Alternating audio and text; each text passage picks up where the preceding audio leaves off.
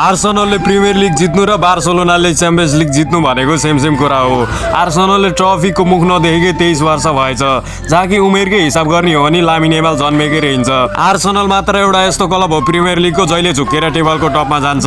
एउटा उखान छ नि, 23 वर्ष ट्रफीको लागि मरिगए, जो जान्छ ढुट्टो बजाउँछ, मादलको खरी भए, जो जान्छ ढुट्टो बजाउँछ, जो जान्छ ढुट्टो बजाउँछ। अस्तिसम्म 9 पोइन्टको लिड लिएको आर्सेनल आज सिटीले गएर बजायो। वाउ नाइस खेल।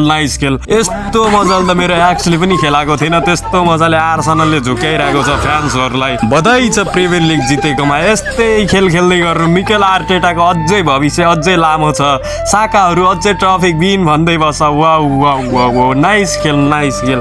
फुटबल वर्ल्डको बेस्ट क्लब आर्सेनल। वाउ बधाई छ। Love you man. Mikel Arteta जस्तो कोच हामीलाई पनि चाहिएको छ नेपालमा। यस्तै खेलाउनु। Wow nice. ग्रेट जब